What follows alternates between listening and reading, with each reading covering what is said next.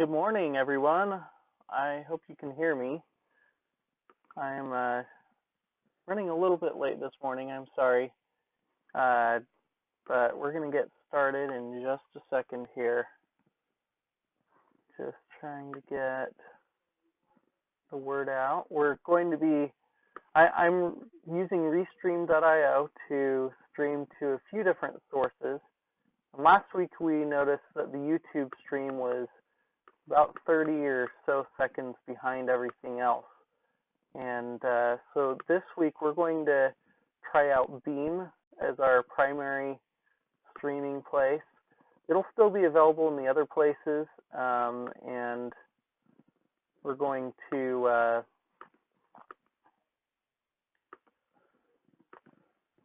it'll be available on YouTube after the fact, but we're going to see if Beam provides a little bit more of what we want as far as low latency and interactivity. So I hope that this works. It looks like we have 2 watching right now. That's great. Okay. Now there's still a lot of latency. Not a whole lot better than YouTube. Let me just double check on YouTube and see. YouTube.com. I apologize. We're still working out some of these kinks. This is only the second time I've ever done a live stream, so still trying to figure out how all this stuff works. And in just a couple of minutes, we'll be well into all the fun stuff that you came to watch. Let's see here.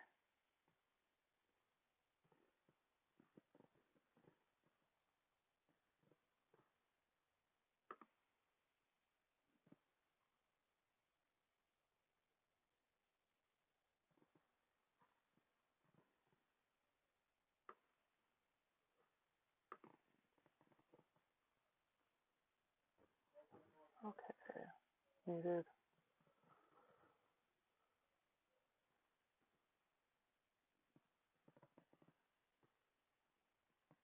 Oh wow, YouTube's, they're both really slow. I'm going to try stopping and restarting the stream and see if it gets any better here.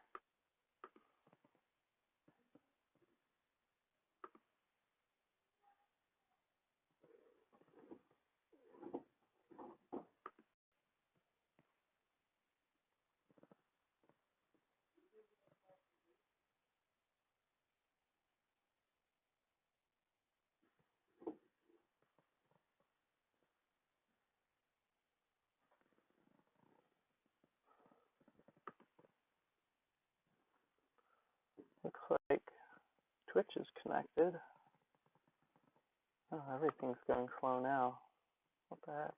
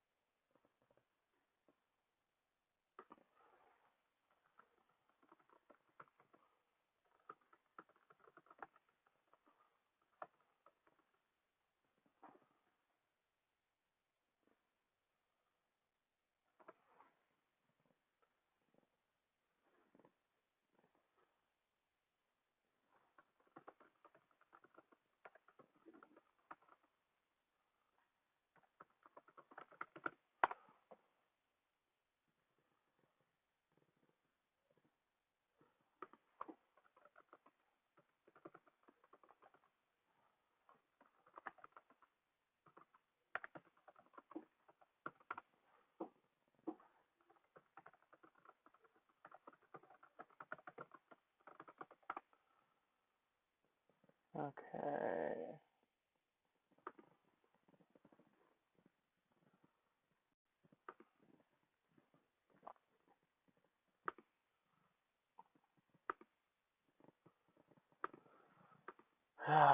Okay.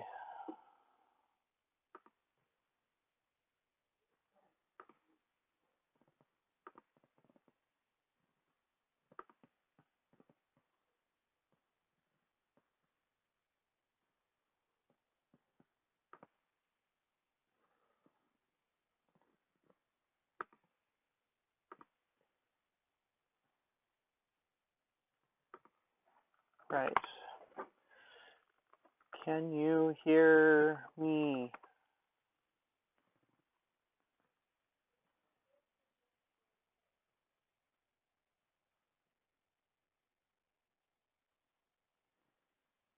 Okay, good. A little low. Okay, let's see if I can boost my mic a little bit. I'm using a different headset. I couldn't find my normal headset dongle today, so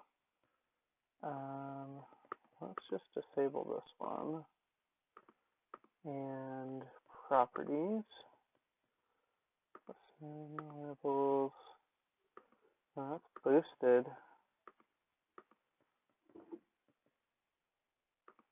Hello, hello, hello, hello. Okay, I can hear. I don't know what I can do about boosting the volume. Seems to be as high as I can get it. Hello. I guess if I just hold it up to my face the whole time. Is that better?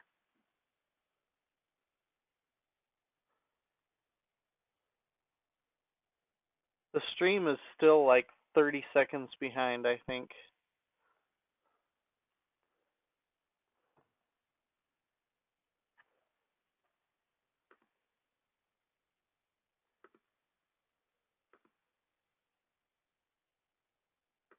Okay, I'm getting tired of listening to myself talk with a little echo in my ear. Is the volume any better?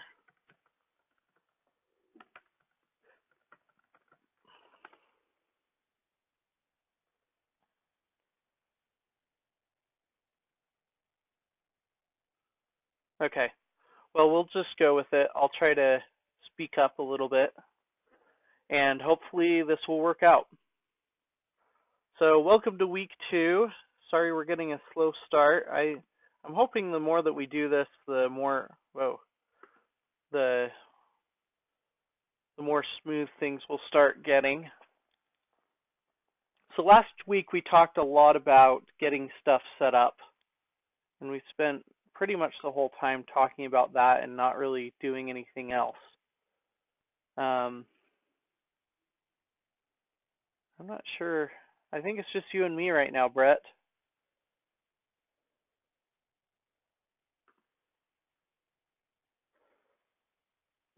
So we've got 3 watching. Yay, another person. Welcome. Welcome, viewer number 3.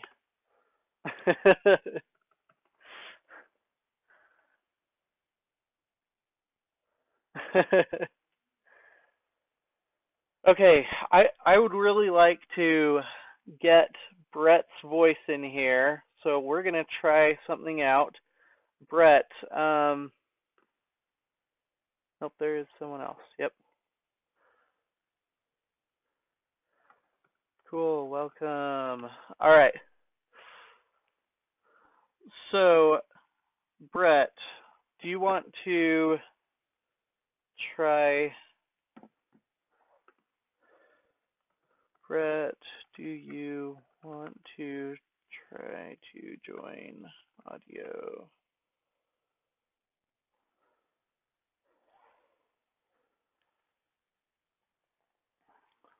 What was the name that you were telling me about?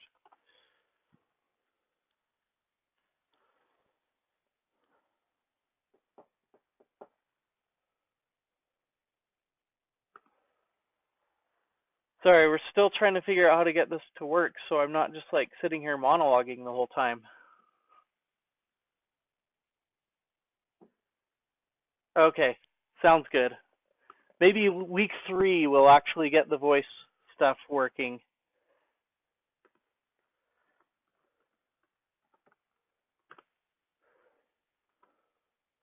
All right, so to get started, we're going to kind of go a different direction than we went last week. So you should hopefully have things set up on your machine, get the appropriate account set up, and watching last week's, you should be able to get all the information you want on that. If anyone has any questions from last week, feel free to tweet me or throw it in the chat here, and we can cover it during the time today here. But to get started today, I'd actually like to start diving into Angular and show you some ways that we can do some Angular work without having to do a whole lot of setup. Some kind of just play around and get familiar and comfortable with Angular. So we're going to start off by going to angular.io.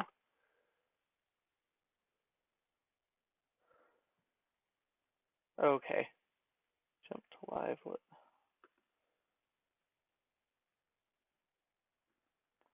Yeah, there's still about a 30-second delay.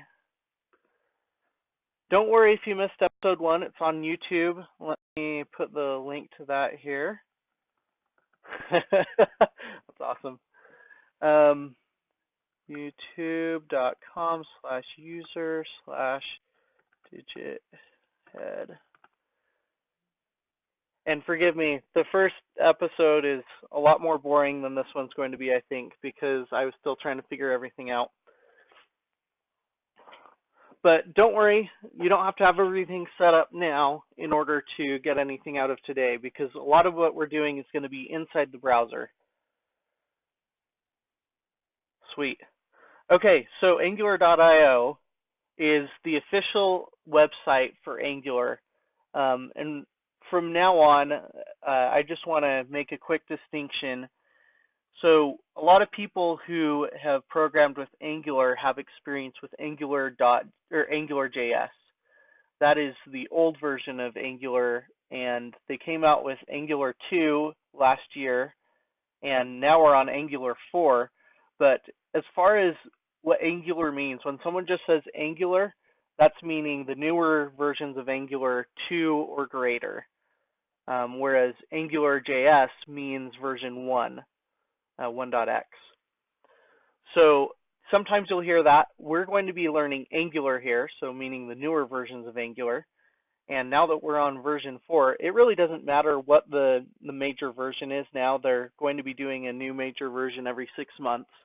So don't get too freaked out if you're watching this down the line and we're doing Angular 4 today, but the current version is like Angular 7. It's not going to be that big of a deal because they're minimizing their breaking changes. They've redesigned the framework from the ground up, and it's going to be a lot more user-friendly upgrading from one version to the next.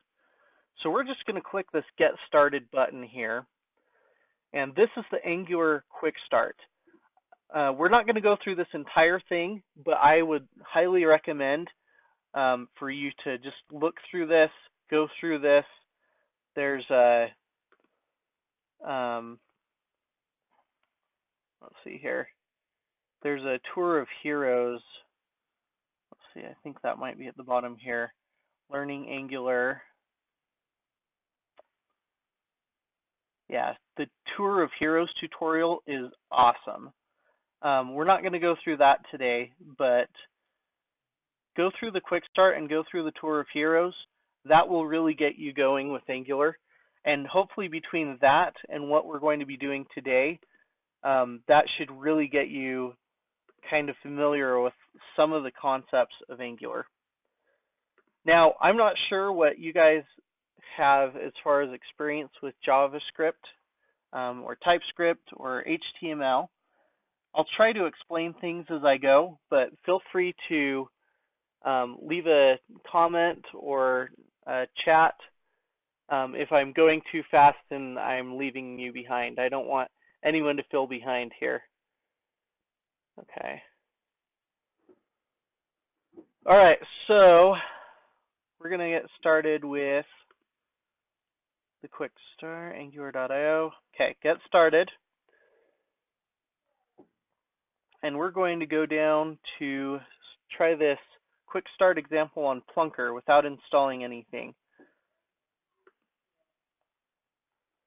So for anyone who hasn't used Plunker before, it is really awesome. Plunker allows you to kind of code live and see what the result of that code is instantly.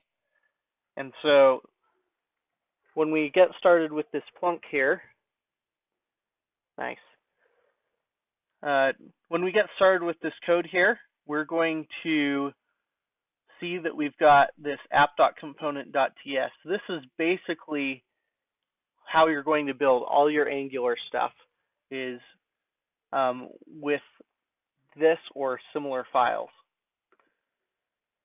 So web development really comes in a few different parts. You've got the HTML, which describes kind of your layout, your structure of the data on the page. There's CSS, which is cascading style sheets. That refers to your style and your kind of look and feel for the website, the colors, the positions, the margins, all that stuff. And then you've got the JavaScript, and that really lights up your website and makes it interactive. You can do basically anything with JavaScript within reason. There's certain security considerations when you're doing stuff in the browser. But right here, this is a TypeScript file. And we'll go a little bit more into TypeScript and what it is and why it's important a little bit later.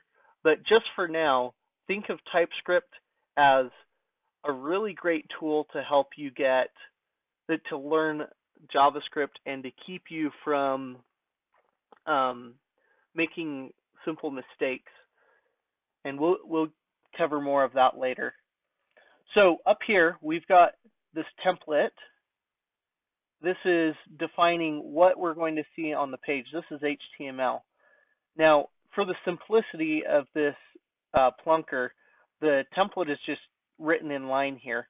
Usually when you're doing an Angular app, you'll end up putting it into a separate template file, and we'll show you that in a little bit. But first, look at this. So we've got an H1, which means it's going to be a heading, a header, a large header. H1 is the very biggest. It's saying this is the title. And then hello, and then this double curly braces and name. What this is kind of a way for Angular to define that you want to substitute something from the JavaScript into your HTML. And the cool thing about Angular is it has data binding that allows for when these things change in the JavaScript, it automatically updates on the screen here. So just to get started, this name is pointing to the name property in our class app component. This class syntax, for those of you that have done JavaScript in the past but not as much recently, this is something that was added to ECMAScript 2015, otherwise known as ES6, and allows for kind of a pseudo-classical programming model in JavaScript. It at least makes it easier for people to know that this is designed to be a class that you instantiate instead of just having functions like you had in previous versions of JavaScript. So let's go ahead and change the text in this name and see what happens. We're going to say, all my viewers out there. And it'll automatically load because this is Plunker and it's awesome. And you'll see that the text has changed to, "Hello, all my viewers out there." So that's kind of how this substitution works. Now, this isn't just a one-time binding here. I know we're changing it here and it's updating here. That's more of a function of Plunker itself. I'm doing the updating right now. But what if we want to change the text there dynamically? Well, in order to do that, we're going to have to add some stuff to our template.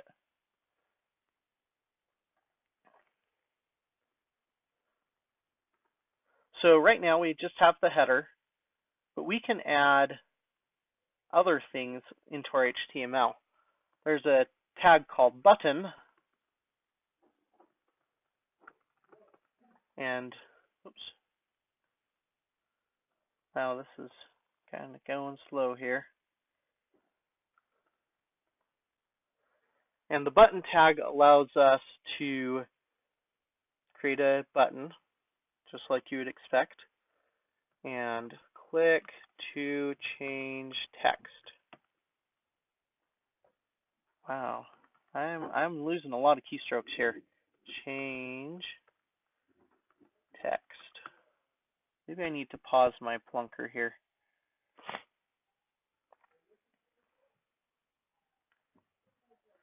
Let's see here. Specialized preview. Yeah. Okay. So by itself, this button actually doesn't do anything. Oops. Oh, that's because I need to close the button. There we go. That will look a little bit nicer. I have a button and a buttonception. I know that was a really terrible. Okay, so this button doesn't do anything right now. And normally in JavaScript, you have to do like onClick and then name a JavaScript function that's somewhere on the page. Come on. And you could do like some action. But in Angular, it has, instead of having to bind things directly to some kind of global function that's on the page or some kind of global object that it has access to, Angular has ways to bind things directly to this component class we have here. And so we have name, all my viewers out there. But we can also create a function. And in the class construct of ECMAScript 2015, you don't actually need to define member functions with the function keyword. So we'll just say change text with parentheses there. That signifies that it's going to be a function. A function being just a block of code that's going to be run whenever you call the name of it. Okay, so change text. What do we want to do? Well, we'll want to change the text being the name. So we'll say this. Come on. Again, I'm losing keystrokes here. This dot text, or sorry, name. This dot name equals, and we'll put Joe. Okay, so we're saying this dot, meaning within the class, we're going to find the name property. We're going to assign it to Joe. So then we have to wire up that click function into our button. So here we are going to say click. In Angular, they have a special syntax for binding to commands or events. So you actually just do parentheses click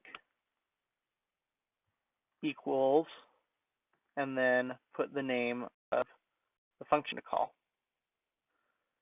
Change text. All right, let's see if that works. And it doesn't do anything. Because we actually have to put the parentheses to be able to call it. Okay, so let's give that a try. And click. There we go. So this binding syntax allows it to not only bind it when you load the page, but whenever the data that you're binding to changes, Angular will go ahead and update those bindings for you. So that's pretty cool. That's one of the biggest, most powerful things about Angular is its data binding. But if that was all that there was to Angular, I'd say you'd probably enjoy going over and doing React or other things like that.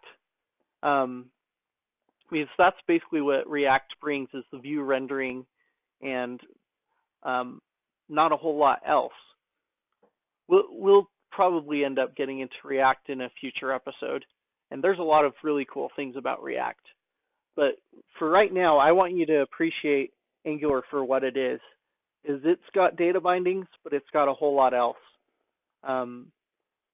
It has the dependency injection, the testing stuff, all kinds of HTTP things. Basically, although Angular is really easy to integrate with third-party libraries, you have a lot of the tools there that you need, and you don't always have to be running and grabbing more tools just to do simple things.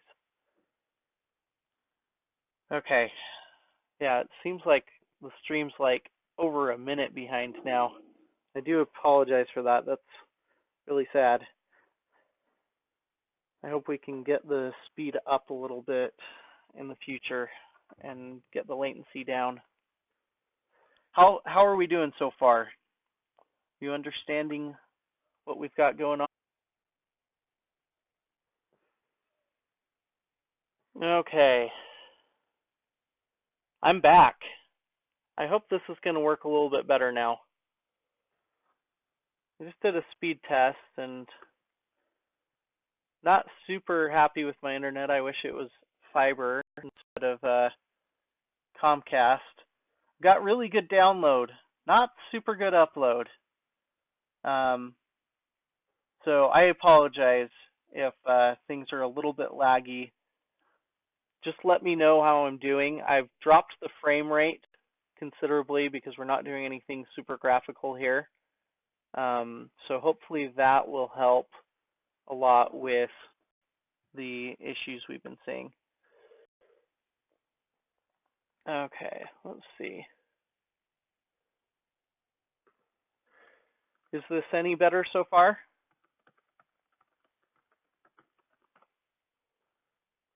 And the lag seems to be only about 10 seconds now.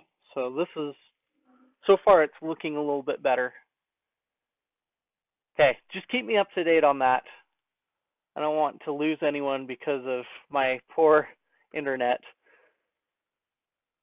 Okay, so right back where we were here. So we've done some data binding here, and we've done a click event here.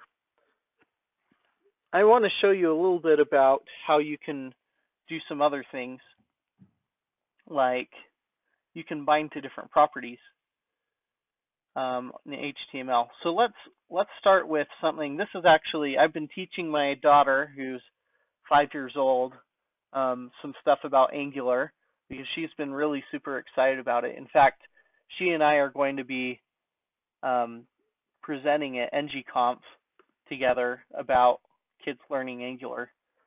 And that's coming up April 5th through 7th. And you can watch it online at ngconf.org. Hope you'll take the chance to take a look at that. But just to show you, this is not the one I was wanting. Let's see. She's been doing quite a bit. And this is actually her app, a little preview of what I'm going to be showing at NGConf. This is the apps that she and I have been working on together. Let's just do ng serve.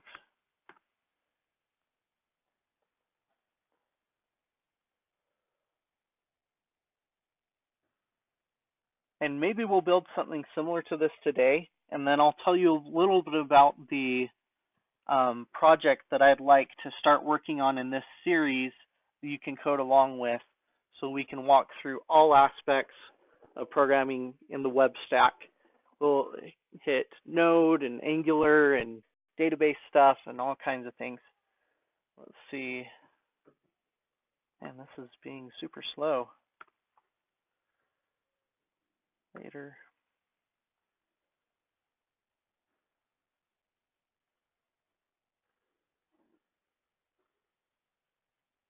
I don't know what's going on. Maybe I won't be able to show it. I'll just show the Plunker version.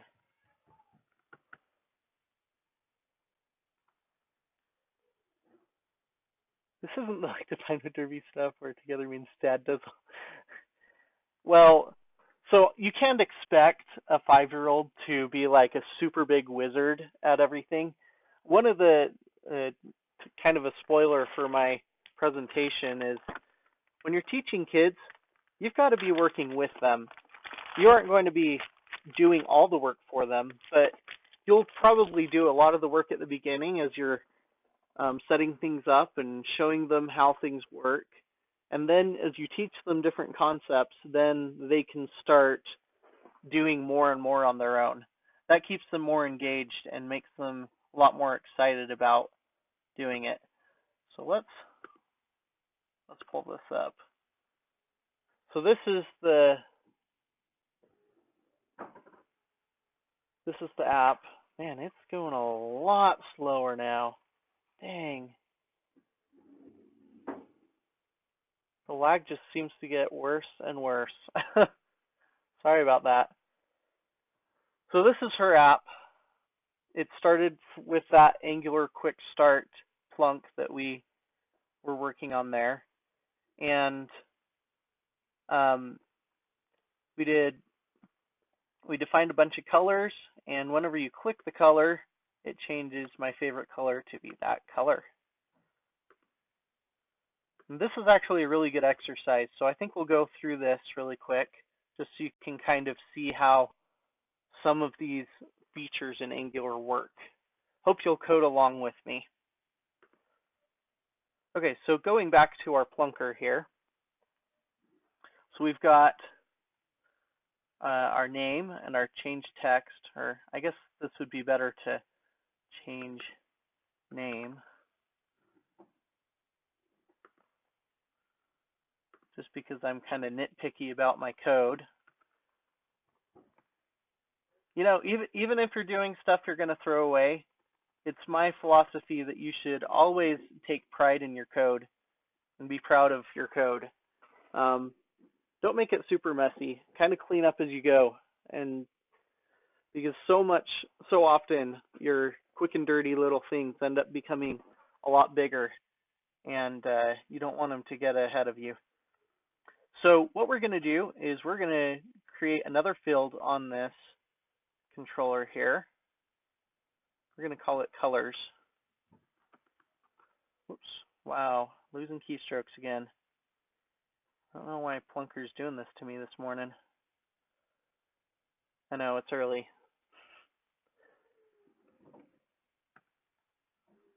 There we go. Colors equals empty array. And we're just going to put some CSS colors in here. Oops. So CSS can handle a lot of different colors. You can do like red or like blue or whatever normal colors. You can also do things like hex codes. So you do 2 hexadecimal numbers for red, 2 for green, and 2 for blue. So we could do like A, B, C, D, E, F, and that will work because hex goes from 0 to F. And you can also do some other things. But for the purposes of this example, we're just going to do some normal colors like orange.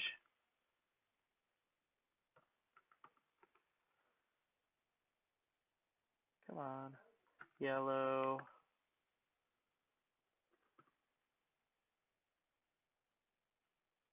I wonder if I might be able to get this to not just continuously reload. I think that's part of the problem is I got some data upload going on with the Plunker and it's slowing everything down. Okay, component TS. Okay, and let's stop this right now. We're just going to do some coding and then we'll do it. Okay, but feel free to keep yours running because you probably don't have as many internet issues as me right now. In fact, usually when I'm doing stuff in a Plunker, I keep it running because it's really nice to get that immediate feedback while you code. So we're just going to start with those 6 rainbow colors there. And so what we want to do is show a button for each of those colors that says change to that color. So basically, we'll want to first define a color property on our class that, let's just set it to, well, set it to black or white.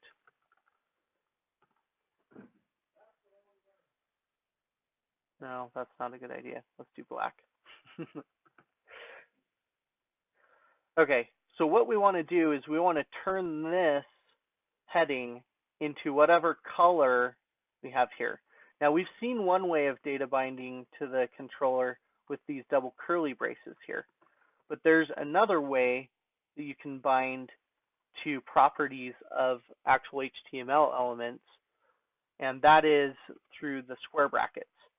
So you can say style dot color, or let's see, yeah, color. I've been doing so much going back and forth between C# and XAML and web this week that I'm trying to keep everything straight. So style.color, and this is saying since the HTML heading element object has a style property that has a color property on it, you can actually bind to it directly that way. And you can say style.color equals, and you can put whatever expression will bind to that, so color. And that will bind your color to style.color. No worries.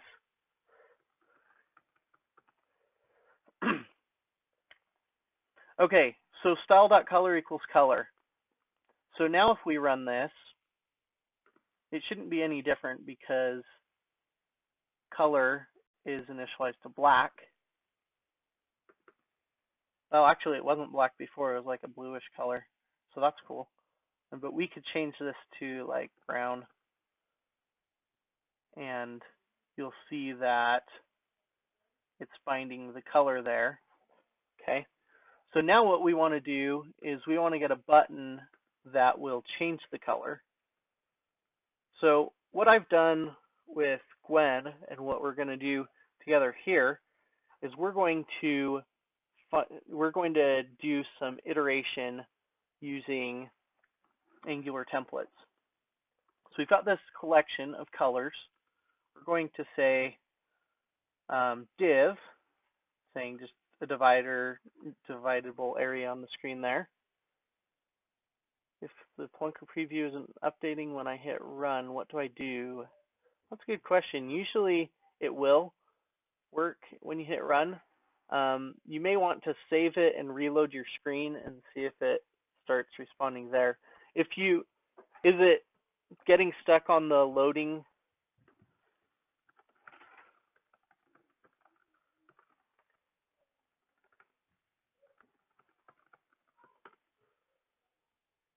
Because if it's getting stuck on loading app component here, then that means that there's some kind of, yeah. So you've got some kind of syntax error.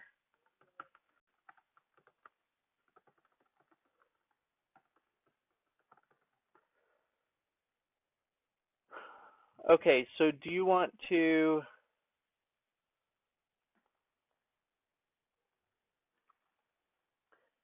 can you paste your code in?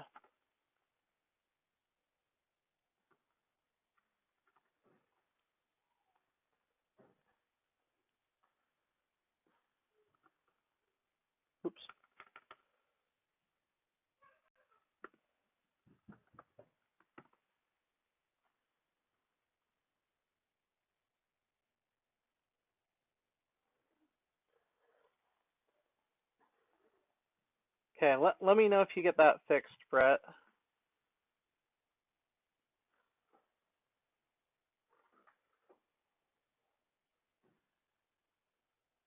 Okay, cool. It's working. Great. Awesome. Okay, so we're creating a div, and we want to do one for each of the colors in the collection. So we'll say star ng, oops, 4 equals, and we're going to say let C of colors. And just for now, I'm going to just print out C. So if we run this now, we should get just a list of the colors there. So that's how you iterate over things in your Angular templates. And the let is kind of reminiscent of the ES 2015 variable declaration syntax, which basically just says this is a variable and I'm expecting that it can change in the future. And indeed it does as it iterates through there. Each of these values in this color collection each get their turn to be assigned to C. And then it'll output that binding C there, so we get this nice little list here. And you can do all kinds of other stuff, like in HTML you can like do a, let's stop this for a second. You can do an unordered list.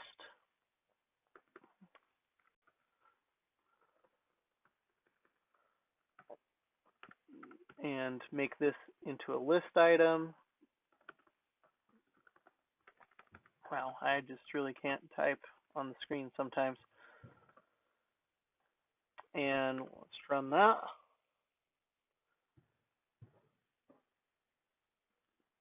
And there you go. We got a nice little list, bulleted list now. So you can really do anything you want with these. But what we're going to do is we just want a series of buttons. So we're going to do button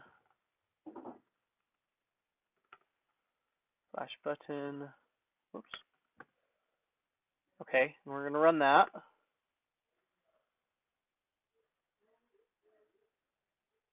Okay, so we got our buttons there.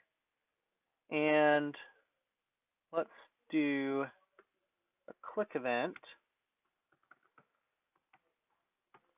Now, in addition to calling functions, you can just do arbitrary JavaScript expressions in here.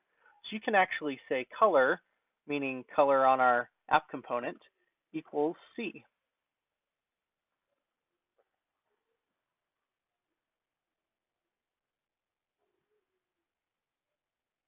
So let's see if this works. We click this, and it's working. Our colors are changing. Okay, so that's cool. We can take it a little bit further. We'd like to maybe make these buttons look a little bit nicer, so and maybe put some better descriptions on there. They kind of look ugly right now, just normal buttons here. We can say click to change to, and that should make it a little bit more consistent, perhaps. Well, they're still like super uneven and stuff like that. We'll do the CSS in just a second. I'll show you how to do that. But let's change the color of the background to whatever color it is. So another practice in binding these things. Let's see if you can figure this out. Remember what we did before? Style dot, and this one's going to be, this is not the color, but the background color. Background color equals C.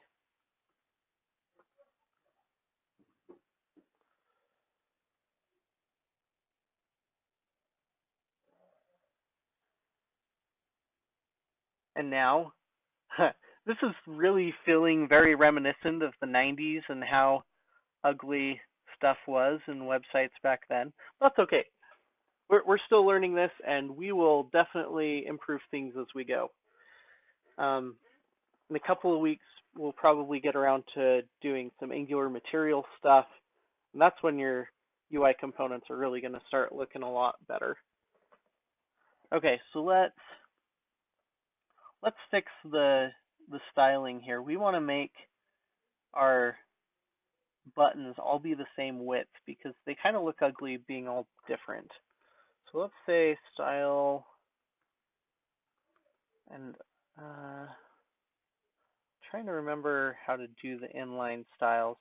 I usually do style URL and template URL. I'm just going to give this a try.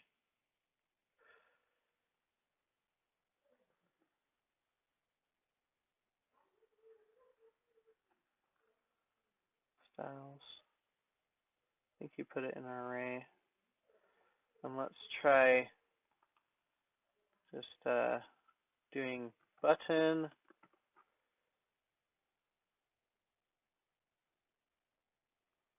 width 100 pixels.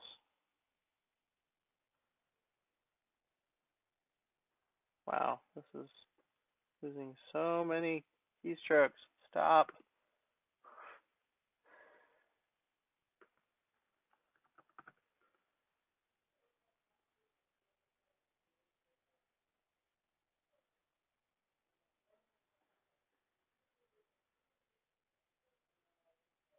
Hey, look at that. Now all of our buttons are the same width. And it just occurred to me that that's probably not wide enough. So let's double it to 200. And yay! Now they're all the same size. And they're ready to sing Kumbaya. And height, let's go for 25 pixels. I don't know what it's at right now, but it just seems a little bit small. We want to make it a little bit bigger.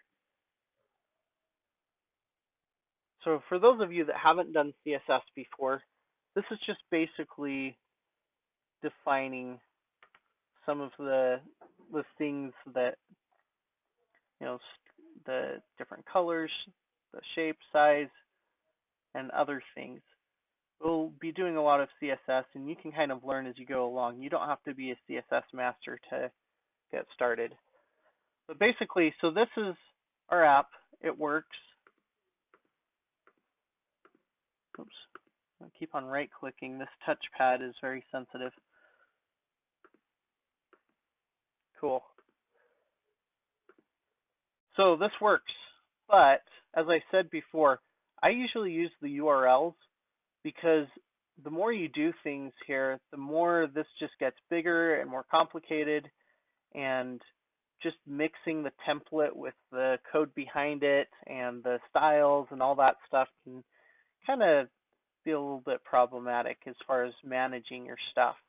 So I just want to show you, before we move on, how I would normally do this, and that is by creating a new file. We're going to call it app/app.component.html. And this is going to be where we move all of our HTML stuff. So go back to the .ts file. We're just going to take all of this template stuff. We're going to cut and paste.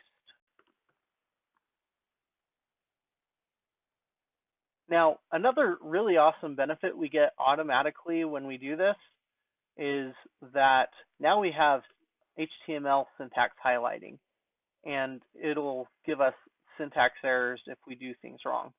So that's pretty cool. The other thing we're going to have to do, though, because this is now broken, our template is just blank, and so it's rendering nothing. We just change this to template URL, and come on, go. There we go. And we're going to change it to app.component.ts. Let's see if that works.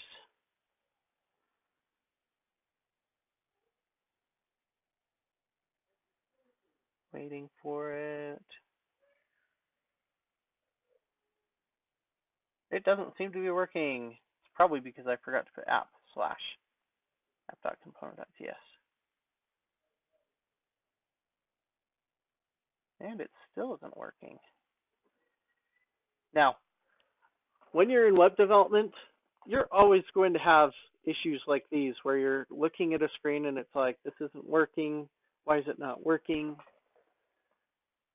F12 is your friend, whether you're using, no matter what browser you're using. If you push F12, it's going to pull up the developer tools. And in the developer tools, you should be able to see console errors. Now, one quirk of Chrome or of Edge that you don't see in Chrome is it doesn't really keep the console errors until you actually open up the developer tools. Man, this is so slow. Why am I getting the wheel of death?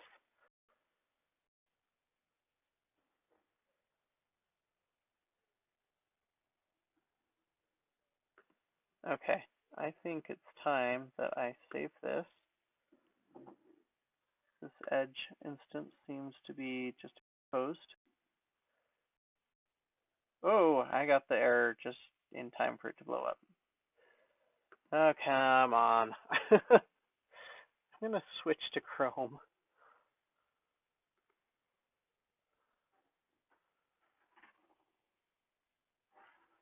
Which many would argue I should have been in to begin with, and you probably were right.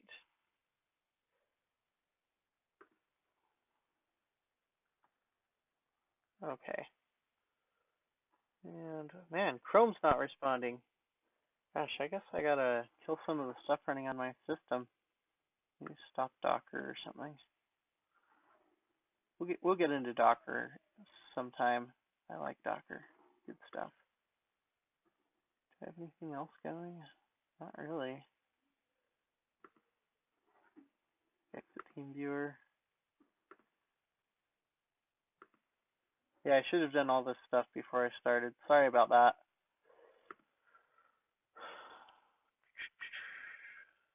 And let's try this.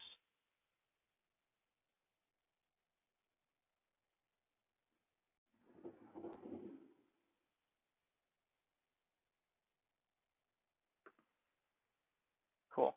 So it got all my stuff. I'm going to go ahead and close Edge.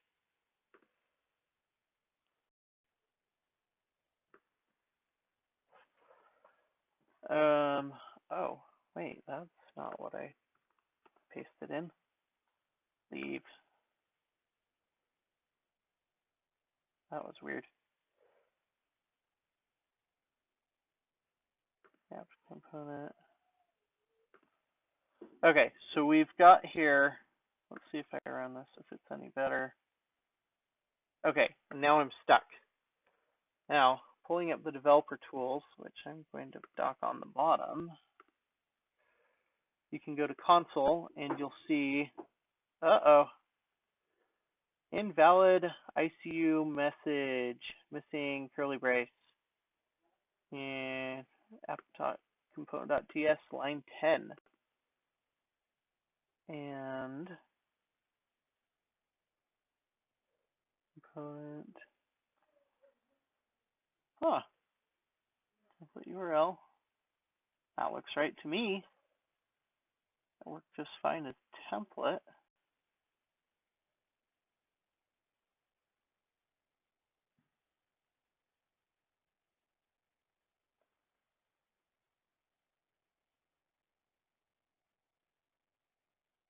Interesting. So anyway, sometimes you have to kind of sit here and look at your errors and try to figure out what they mean. It isn't always super obvious, but in this case, let's just 30 pixels. Let's just go to style URLs and let's create a new file called app/app.component.css. And let's put that style stuff in there. because I have a feeling that having that stuff in there is not ideal. Okay. And again, we're getting the nice syntax highlighting. We'll probably get some auto-completion here, which is good. And hopping back over here, we're going to use app/app.component.css. Okay, let's see if this works.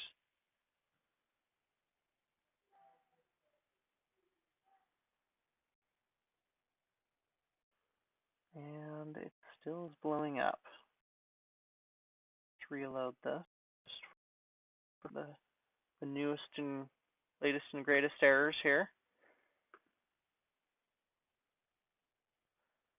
Loading up component here, warning, oh, now it's complaining about line 7.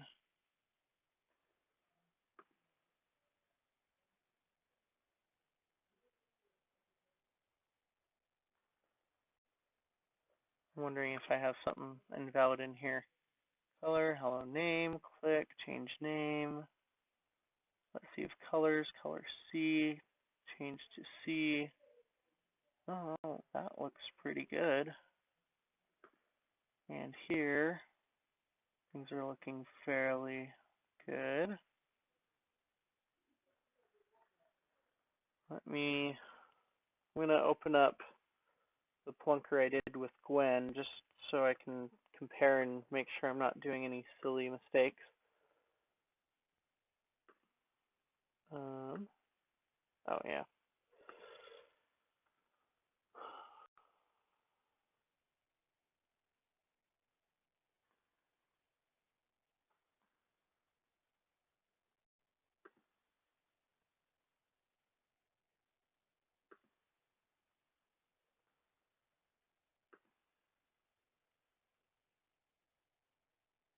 All right, editor.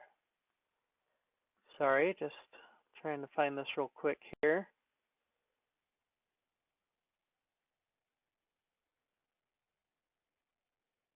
That's not the right one.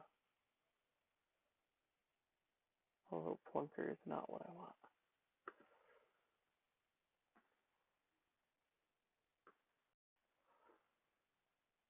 Just so you don't get bored sitting there. Okay, Angular example, quick start. I really need to name these Plunkers.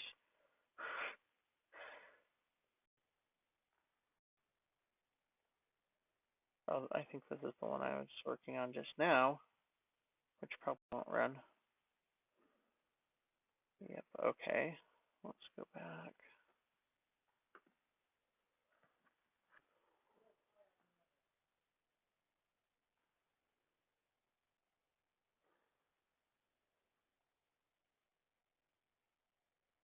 Okay, go to the editor of that one. I believe third time's a charm on this one, since there are only 3. Hoping this one will be the right one. Okay, app.component.ds.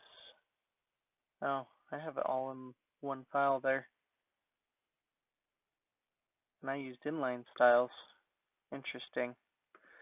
But basically, I mean, this is all the exact same stuff here. Style background color C, change to C, click color equals C. Has anyone else gotten it working? I'm curious.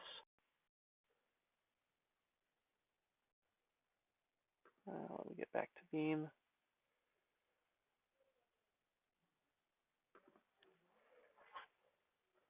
Backburn doesn't have saving and stuff unless I need to sign in somewhere. Yeah, saving. You can sign in with your GitHub account. That's one thing I do really like is that they use the GitHub login, and since I'm doing GitHub stuff all the time anyway, and you will be too in the coming weeks as we go further into this, it'll be really nice just being there and doing the GitHub stuff. But anyway, if you guys want to take a look at this Plunker, let me share this out. Open embedded view. I've never really had to, it's a private plunk. Only users who know the URL of the plunk will be able to view it. Okay. Well, I'll just paste this in, and you can see it there, but probably don't want to copy that or type that whole thing in. There it is in the Beam chat. And you can open that up. That's a working version you should be able to run.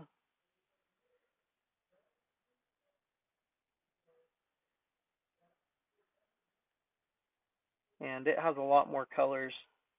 Gwen went pretty crazy when she learned you can put any color you want in there. I mean, you notice she started with pink there.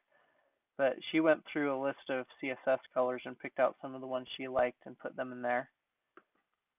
And she chose the widths and the heights and some of these other things as I was guiding her through it.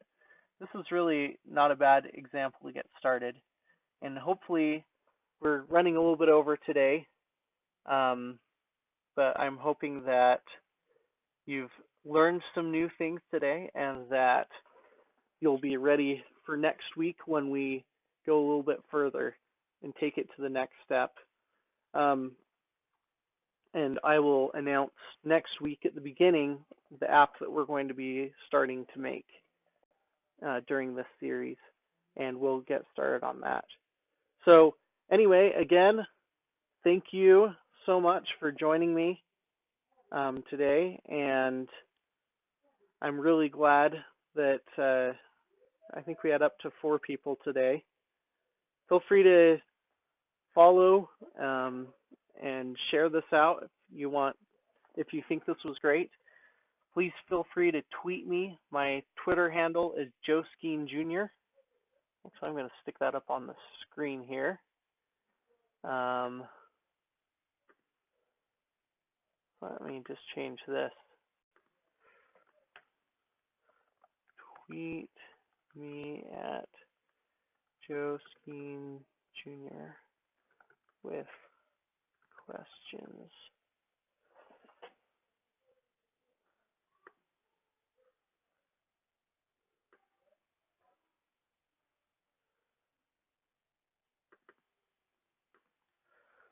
And again, thank you. I hope you guys have a great Saturday and a great week. This will be posted up to YouTube afterwards. In fact, it's probably been posting all of the ones I've done today while I've been trying to get the streaming issues working. So anyway, thank you so much, and I hope to see you next week. I hope you'll join me and code along. Thanks.